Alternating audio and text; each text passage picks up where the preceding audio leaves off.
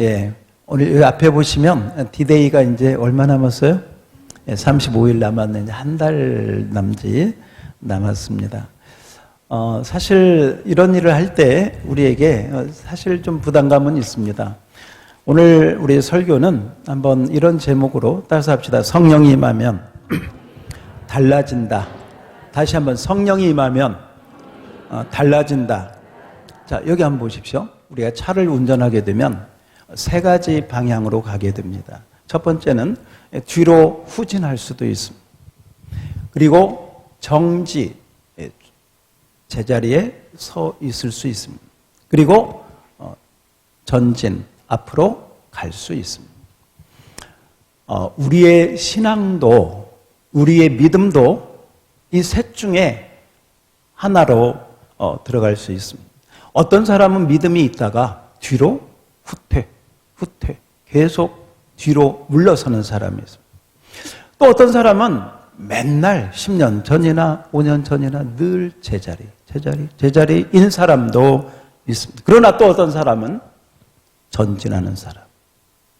주님을 향하여, 하늘 보좌를 향하여, 따라서 합시다. 전진하는 사람, 올라가는 사람. 할렐루야. 어떤 사람이 올라가느냐? 성령을 받고 하나님의 복음의 은혜를 깨닫고 영혼들을 향해서, 우리 오늘 찬양 부른 것처럼 주의 영광을 보면서 세상 모든 민족이 구원을 얻기까지 쉬지 아니하시는 그 하나님의 심정을 가지고 기도하면서 믿음으로 나가는 자, 올라가고 전진하게 되는 줄 믿습니다.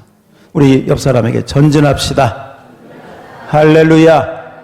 전진하는 사람들이 되기를 주의 이름으로 축원합니다. 우리 지난주에 태신자 전도 작정하는 시간을 가졌습니다. 이 카드에 이렇게 했는데 어떤 분은 또 성의껏 써서 내주신 분도 있고 또 아직 작정하지 못한 분도 계십니다. 오늘 작정한, 지난주에 못 하신 분들은 오늘 꼭 작정하셔서, 왜 없겠습니까? 왜 없겠습니까? 여러분 주변에 함께 천국 갈 사람이 왜 없겠어요? 여러분 주변에 다 믿는 사람입니까? 아니잖아요. 그들 중에 기도하시고 하나님께 우리 마음을 드리는 것이죠. 그래서 꼭 작정하시고 함께 기도할 수 있기를 바랍니다. 우리 시편 126편 5절 6절에 보면 이런 말씀이 있어요. 다 같이 한번 읽어봐요. 시작. 눈물을 흘리며 씨를 뿌리는 자는 기쁨으로 거두리. 이런 말씀을 읽을 때 여러분이 그냥 읽지 말고 한번 생각을 해야 돼요. 씨를 뿌리는 사람이 왜 눈물을 흘릴까? 아니, 씨를 뿌리러 가서 가을에 추수할 걸 생각하고 좀 기쁜 마음으로, 좋은 마음으로 씨를 뿌리지 왜 눈물을 흘릴까? 생각해 봐야 되겠죠. 왜 이런 말씀이 있을까? 6절 말씀 볼까요? 울며 씨를 뿌리러 나가는데, 여기도 보니까 씨를 뿌리는 자가 뭐 하면서? 울면서 나간대. 근데 기쁨으로 그 단을 거둘 때는 기쁨으로. 다시 합시다. 기쁨으로. 물론 이 시편의 배경을 보면 여러 가지 지리적인 또 어떤 기후, 환경, 그런 역사적인 배경이 있습니다. 그게 첫 번째고, 그러나 두 번째는 우리가 이렇게 생각할 수 있습니다. 복음의 씨를 뿌릴 때, 천국의 씨를 뿌리는 것이 그렇게 쉽지 않다. 힘들고 어렵고 때로는 눈물이 나고 때로는 그 영혼을 위하여 기도하다가 자기도 모르게 눈물을 흘리는, 때로는 같이 예수 믿자고 천국 가자고 해도 죽으라고 말 듣지 않는 그들을 생각할 때 가슴이 답답해서 하나님 어떻게 해요? 하고 울면서 천국의 씨를 뿌리는 자, 복된 자요. 나중에 그 씨가 뿌려져서 열매를 거둘 때 우리에게 기쁨이 충만할 줄 믿습니다. 여러분, 이 씨를 뿌리는 것이 쉽지 않습니다. 어렵습니다. 고통스럽습니다. 신안에 전남 신안에 섬들이 많이 있습니다. 그 섬들의 복음의 어머니라고 하는 분이 계십니다. 여자분이십니다. 이분은 어려서 결혼을 하고 남편에게 버림을 받았습니다. 버림을 받은 인생이 너무 자기 스스로 비참해서 스스로 목숨을 끊으려고 자살 시도도 했습니다. 그러나 모르는 어떤 분이 바로 그 여인에게 복음의 씨앗을, 복음의 전도지를 통해서 예수님을 전파해 주었습니다. 그리고 그 인생이 바뀌었습니다. 어떻게 바뀌었나 우리 잠시 영상을 보면서 잠시 한번 생각해 보도록 하겠습니다. 이 분은 이제 여자분이신데 문중경 전도사님이십니다. 우리 한번 보겠습니다.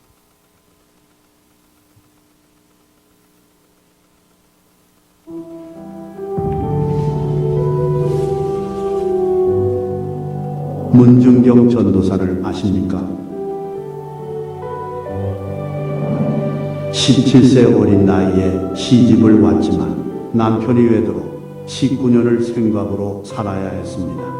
버림받은 삶이 고달팠기에 자살을 시도하기도 했습니다. 그러던 어느 날 한 전도자로부터 복음을 듣게 되고 전도자의 삶을 살기로 결심합니다. 우상 숭배와 미신으로 물든 신앙. 그녀는 돛담배와 노두기를 이용하여 예수를 전하기 시작합니다. 1950년 죽창에 찔려 순교하기까지.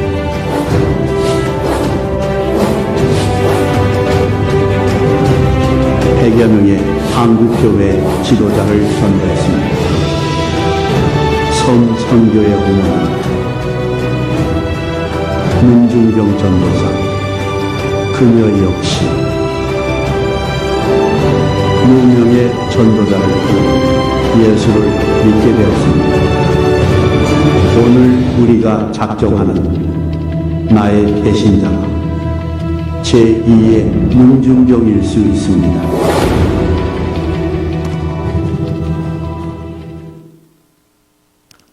그렇습니다. 지금은 여러분들이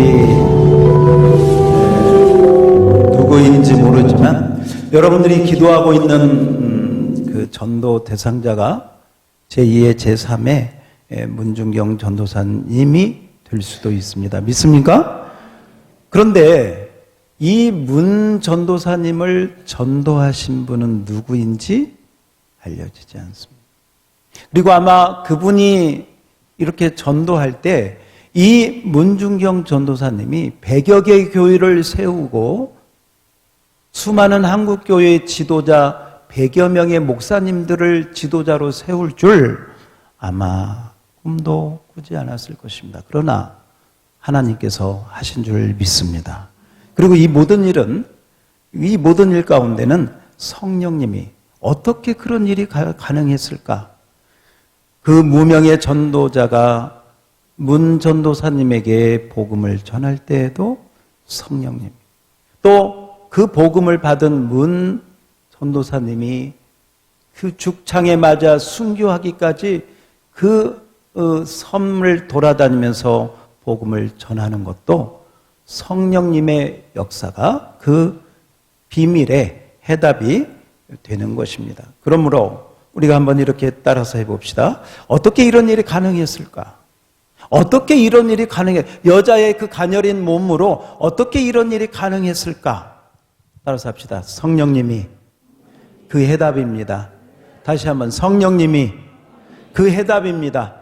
여러분, 그 문 전도사님에게 함께 하셨던 성령님, 지금 오늘 저와 여러분 안에 계시는 동일하신 성령님인 줄 믿습니다.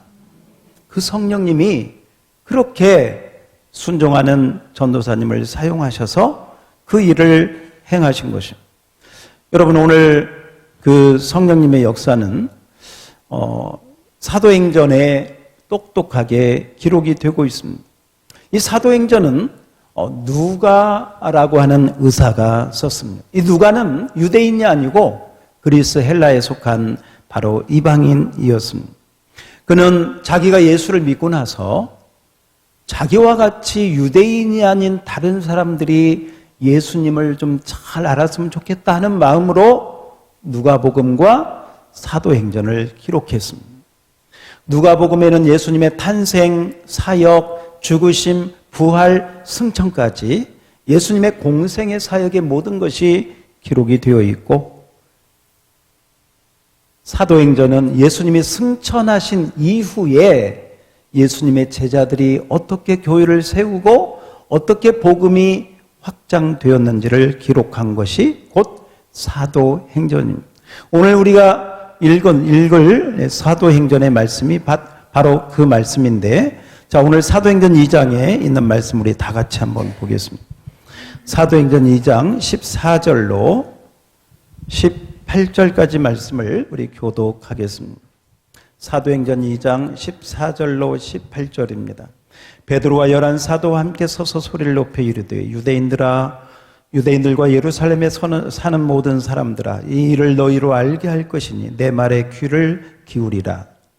때가 제30니 너희 생각과 같이 이 사람들이 취한 것이 아니라 이는 곧 선지자 요엘을 통하여 말씀하신 것이니 일러스되 하나님이 말씀하시기를 말세에 내가 내 영을 모든 육체에 부어주리니 너희의 자녀들은 예언할 것이요 너희의 젊은이들은 환상을 보고 너희의 늙은이들은 꿈을 꾸리라. 다 같이 그때 내가 내 영을 내 남종과 여종에게 부어주리니 그들이 예언할 것이요. 아멘. 그렇습니다.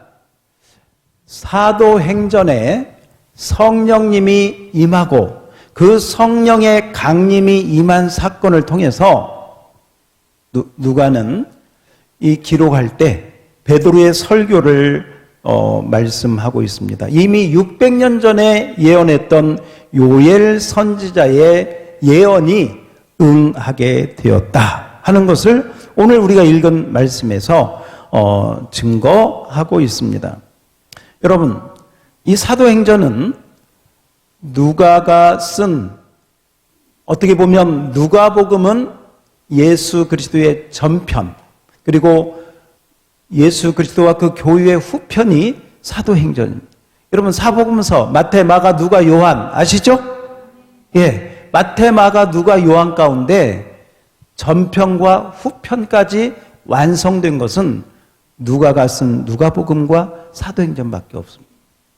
다른 복음서는 그냥 요한, 마태, 마가는 예수님의 생애만 기록했습니다. 그러나 예수님이 부활 승천하신 이후에 어떻게 되었나 하는 것을 기록한 건 누가가 쓴 이 사도행전이고, 이 사도행전의 시작은 성령님이 임하는 성령 강림 사건을 말씀하고 있습니다. 자, 성령 강림 사건 우리가 잘 알지만 사도행전 2장을 우리 한번 앞에 보시고 우리 교독을 한번 하겠습니다. 이게 성령님께서 어떻게 보면 사복음서 누가복음에서는 예수님이 처녀 마리아에게 태어나서 어떻게 사역하시고 십자가에 죽으시고 부활하셨는가를 기록한 것이라면, 사도행전은 삼위일체 하나님 가운데 성령님이 어떻게 오셔서 어떻게 사역을 하셨나 하는 것을 기록한 바로 그 지점입니다.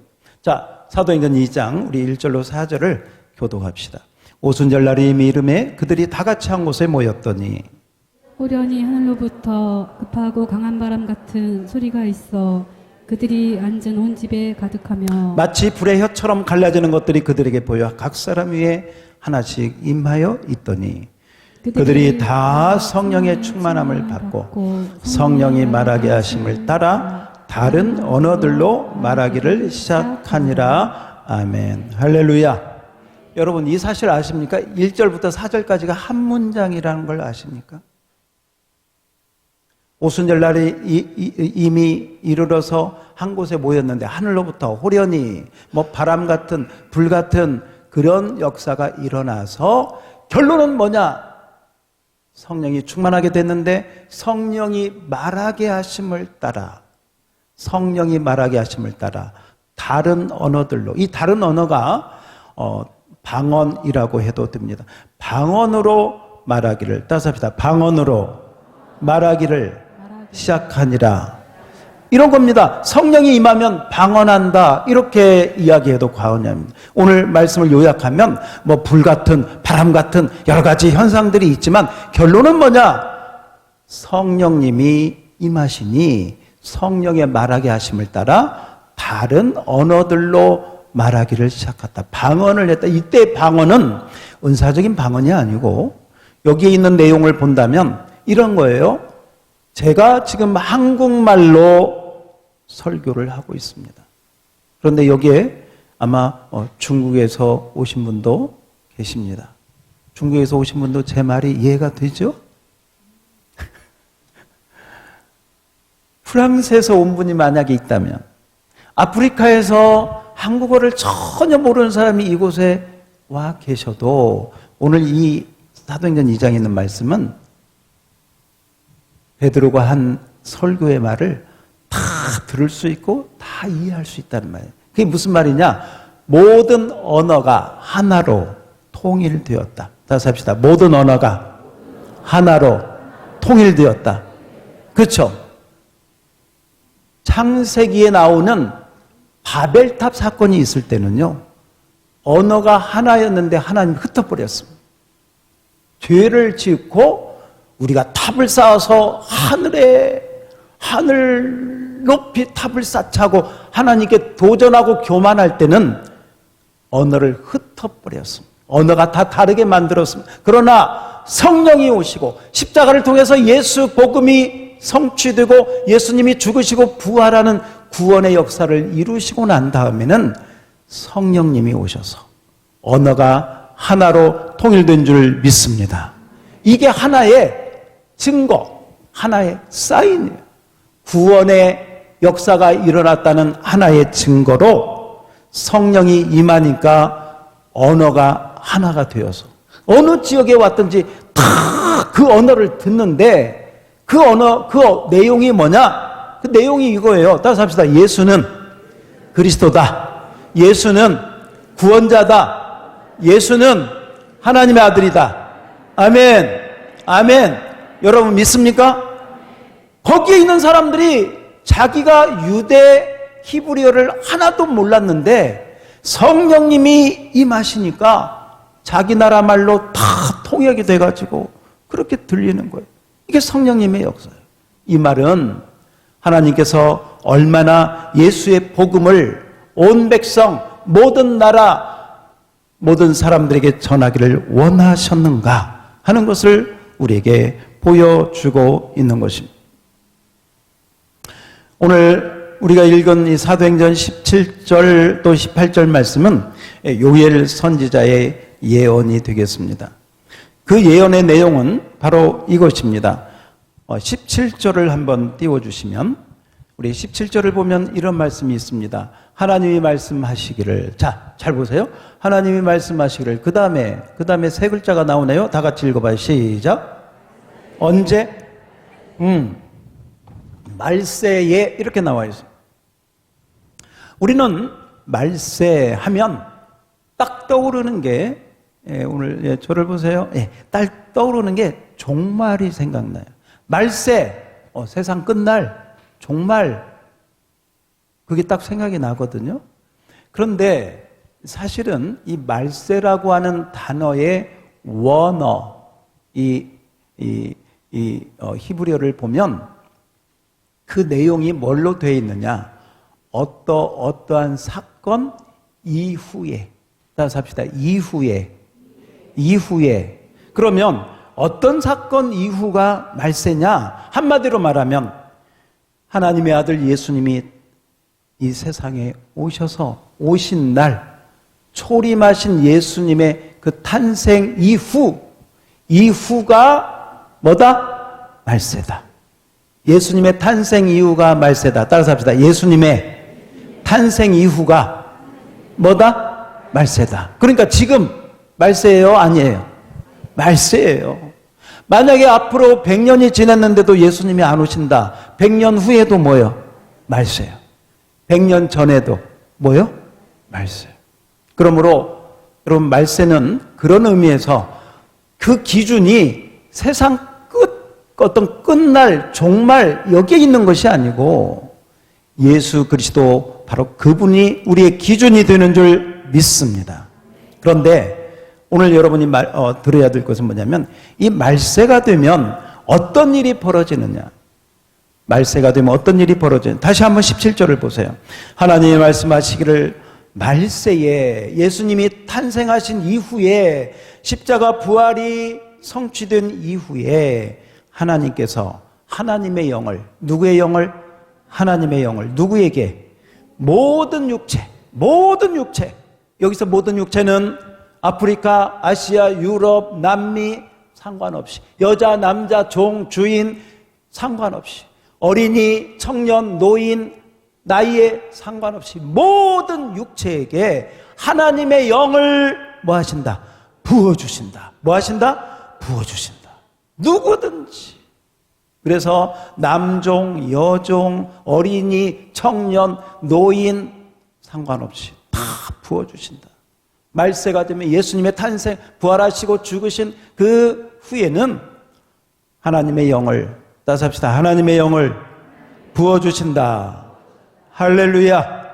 하나님의 영이 부어지면 어떤 일이 벌어지느냐. 오늘 우리가 읽은 성경에 보니까 환상을 보고 꿈을 꾸고 예언하고. 다시 한번 환상을 꿈을 꾸고 예언하고. 아멘.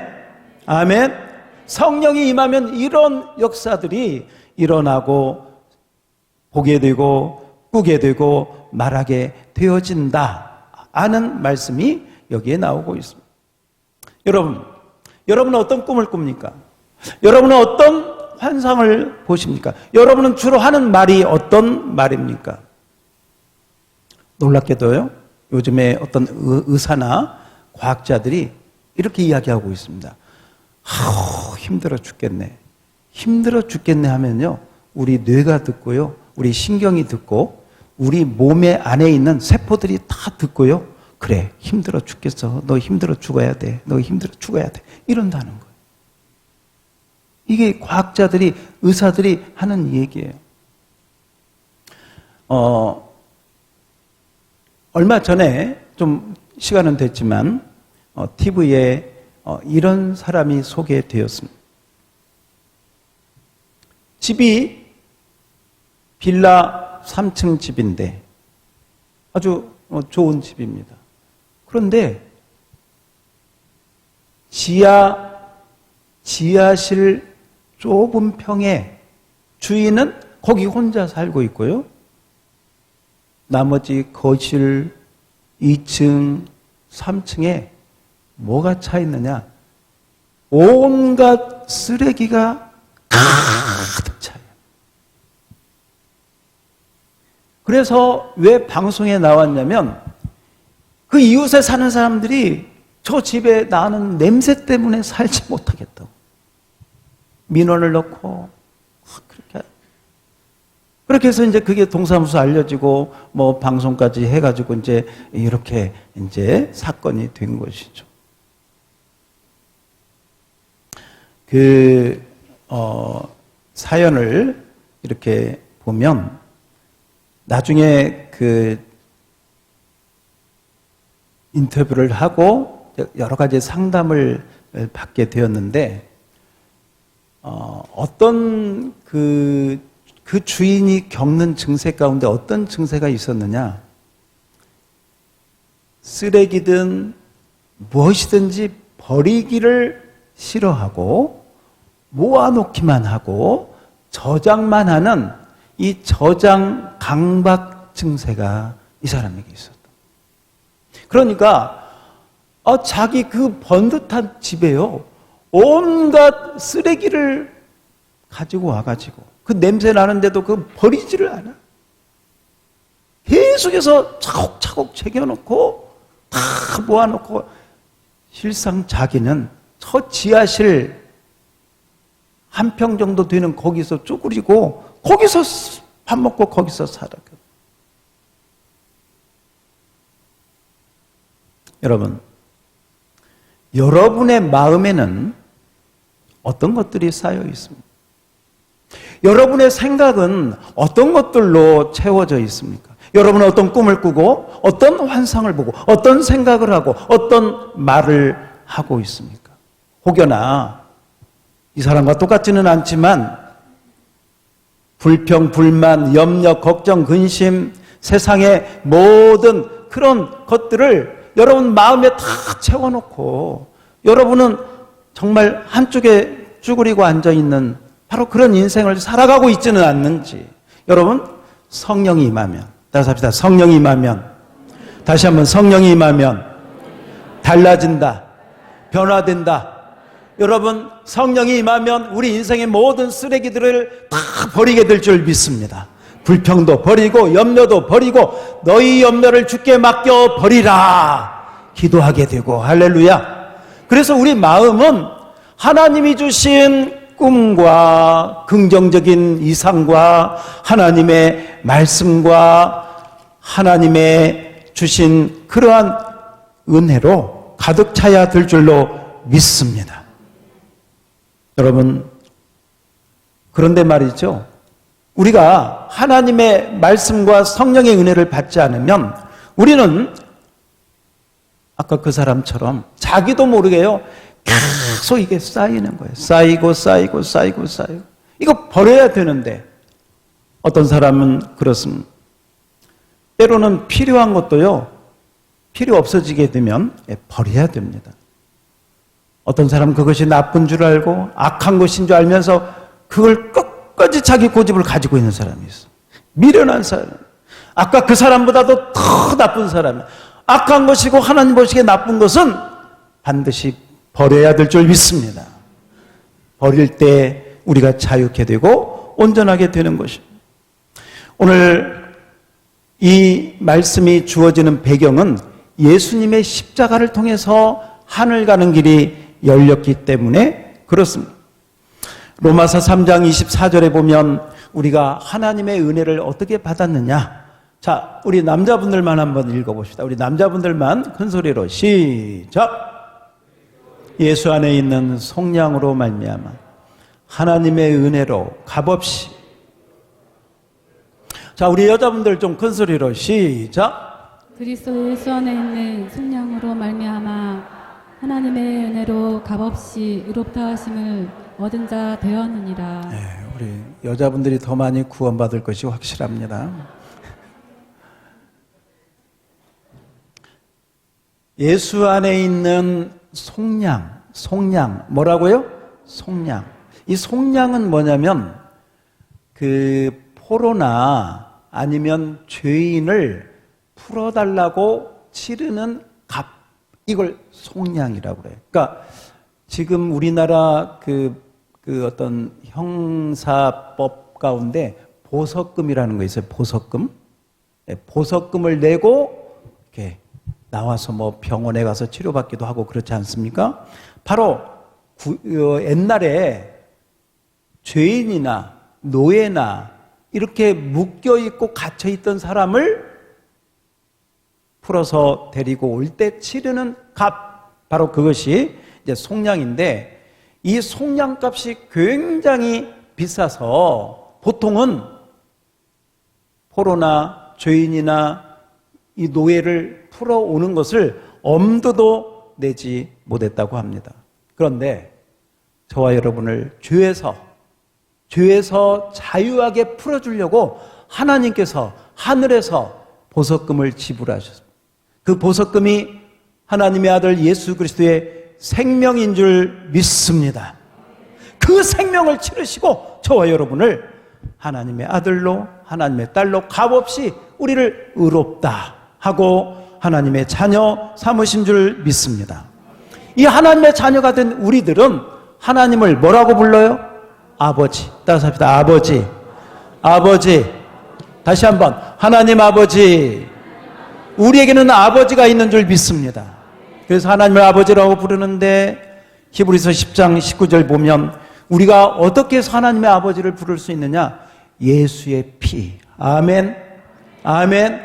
예수 때문에 우리를 하나님은 아버지라 부르고 하나님 앞에 나가게 되는 길이 활짝 열린 줄 믿습니다. 20절을 한번 볼까요? 예, 다 같이 읽어봅시다. 그 길, 시작. 그 길은 우리를 위하여 휘장 가운데로 열어놓으신 새롭고 산 길이요. 휘장은 곧 저의 육체니라. 아멘. 누구의 육체? 그렇습니다. 예수님의 찢어진 육체를 통해서. 육체가 찢어지니까 살이 찢어지겠죠? 피가 흐르겠죠? 그 찢어진 살과 피를 통하여 하늘 보좌 하나님 앞에 우리가 나아가게 된 줄로 믿습니다. 그래서 우리가 성찬식을 하는 거죠. 내 피다 마셔, 내 살이다 받아 먹으라. 그래서 예수님의 흘리신 보혈을 통해서 우리는 하나님을 만나게 되는 것이고, 자, 바로 이 예수님의 십자가의 은혜를 통해서 하늘 가는 밝은 길이 활짝 열린 줄 믿습니다. 아멘. 그래서 예수님이 이 세상에 오셔서 죽으시고 부활하신 이후가 지금도 하나님 앞에 누구든지 다 갈 수 있는 바로 그런 은혜의 시대요. 누구든지 그 예수님을 믿고 성령을 받는 말세 시대인 줄 믿습니다. 지금도 누구든지 원하면 예수 믿을 수 있는 줄 믿습니다. 예수 믿으면 성령을 받게 되는 줄 믿습니다. 여러분, 유행가 가사 가운데 이런 가사가 있다고 해요. 사랑은 아무나 하나, 성령은 아무나 받나. 성령은 누구만 받을 수 있어? 예수 믿는 자. 아멘. 그러면 자, 이 부분 잘 봅시다. 여러분이 지금 어디에 와 있는지 보세요. 구원을 받고 성령을 받는데 한 5가지 단계가 있습니다. 첫 번째, 복음을 듣는 거예요. 아까 문중경 전도사님에게 누군가가 자살하고 그 여인에게 찾아가서 예수 믿으면 생명이야, 예수가 소망이야, 그럴 때 그 인생이 변화됐듯이 첫 번째는 들어야 돼. 예수에 대해서 들어야 돼. 복음을 들어야 돼. 십자가의 죽으심과 복음을 들어야 구원을 얻죠. 첫 번째 듣게 됩니다. 들을 때 아, 내가 그동안 내 마음대로 살았구나. 내가 죄를 많이 지었구나. 내가 하나님을 믿지 않았구나. 내가 우상을 섬겼구나. 첫 번째가 듣고 두 번째가 회개하게 돼. 듣고 회개. 그리고 세 번째, 회개하면서 예수님을 나의 구주, 나의 주님으로 영접. 따라서 합시다. 듣고 회개, 영접. 아멘. 예. 영접하면 예수님이 우리 마음에 들어와 주시는 줄 믿습니다. 예수님이 들어오면 우리는 하나님을 아버지라 부르고 예수님을 주님이라 부릅니다. 성경에 보니까 성령으로 아니하고는 누구든지 예수를 주시라 할 수 없느니라. 믿습니까? 그러면 여러분이 예수님은 나의 주님이시다 고백한다면 예수님을 영접하는 자에게 이미 오늘 말씀하신 성령님이 여러분에게 임하신 줄 믿습니다.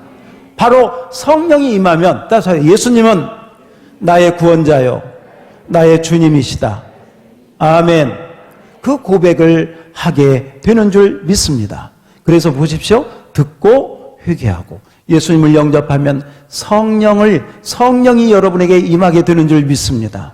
이 성령이 임하게 되면 그때부터 꿈을 꾸고 환상을 보고 예언하고, 다시 한번 꿈을 꾸고 환상을 보고 예언하는데, 여기서 말하는 꿈과 환상과 예언은 성령의 은사적인 부분이 아니고, 은사적인 부분은 따로 있어요. 고린도전서 12장 따로 있고, 이 요엘서에서 말하는 꿈과 환상과 예언은 다른 것이 아니라 딱 한 가지, 예수가 그리스도시요, 예수가 하나님의 아들이라고 하는 꿈을 꾸게 되고, 그런 환상을 확실하게 보게 되고, 그런 말을 선포하고 증거하게 되는 줄 믿습니다. 이것이 무엇을 받으면? 성령을 받으면. 성령 받으면 환상을 본다, 꿈을 꾼다, 예언하게 된다. 아멘. 은사적인 것이 아니라 예수가 어떤 분이라고 하는 확실한 꿈, 환상, 예언이 여러분 속에서, 여러분의 입술에서 그렇게 나타나게 되는 줄 믿습니다. 그렇습니다.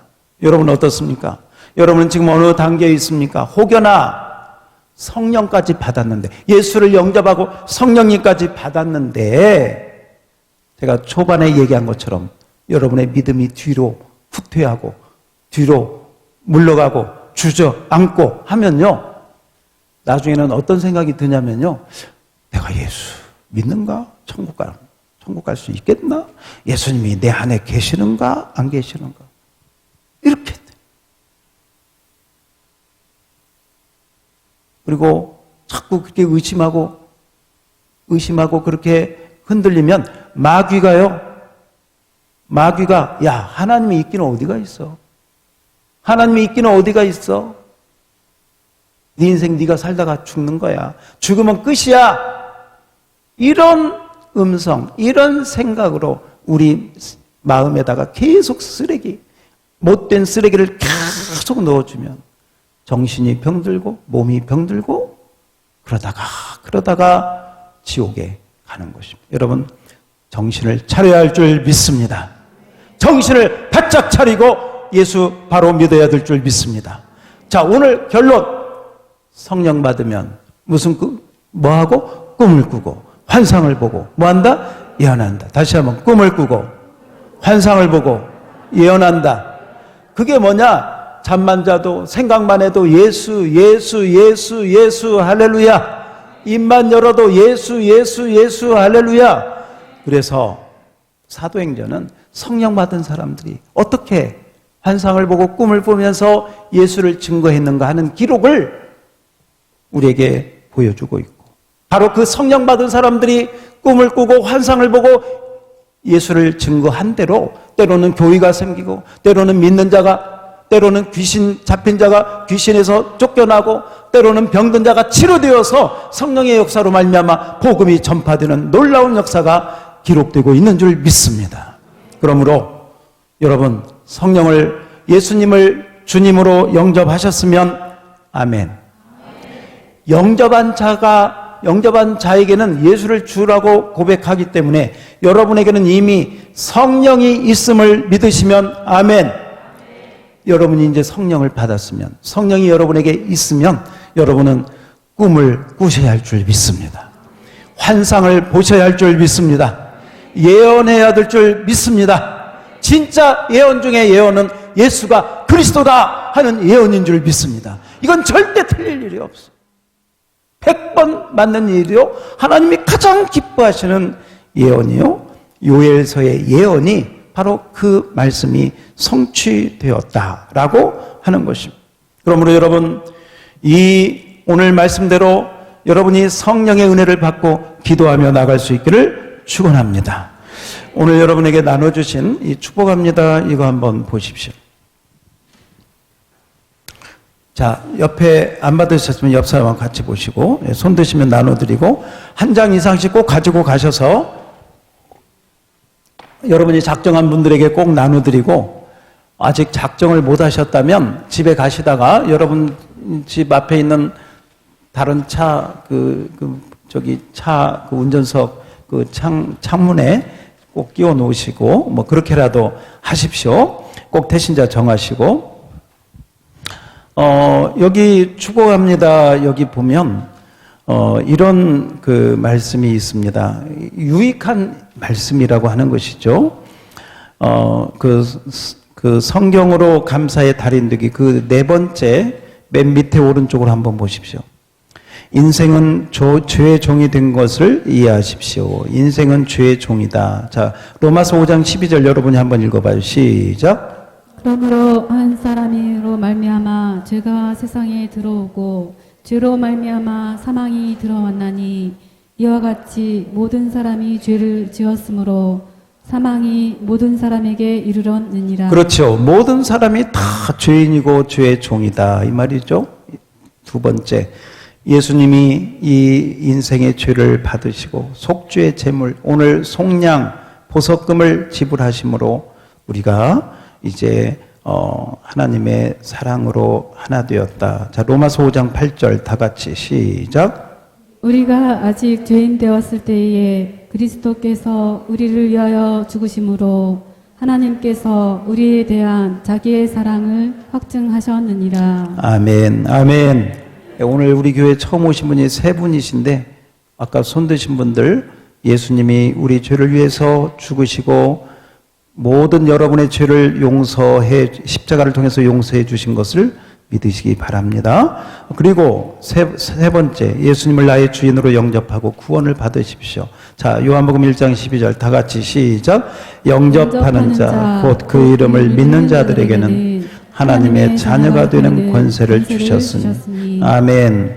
예, 예수님 마음에 영접하면 하나님의 자녀가 되는 은혜를 주시고 바로 그 예수님을 통해서 성령님이 오시고 여러분이 교회에 잘 출석하시면 여러분의 인생이 변화되고 달라질 줄 믿습니다. 오늘 성령이 이미 여러분에게 임했다는 사실을 기억하시고 믿으시고 성령님의 인도에 순종하고 나아갈 때 놀라운 하나님의 은혜가 우리 교회 위에 또 여러분 심령 위에 가득 찰 줄 믿습니다. 마지막으로 우리 사도행전 1장 8절을 다 같이 봅시다. 다 같이 믿음으로 읽읍시다. 시작. 오직 성령이 너희에게 임하시면 너희가 권능을 받고 예루살렘과 온 유대와 사마리아와 땅끝까지 이르러 내 증인이 되리라 하시니라. 아멘. 아멘. 성령이 임하시면 증인이 되리라. 어떤 증인? 예수가 그리스도라고 하는 예언, 그 꿈, 그 환상을 선포하는 증인이 되는 줄 믿습니다. 우리 사진 한 장 보겠습니다. 누구 같아요?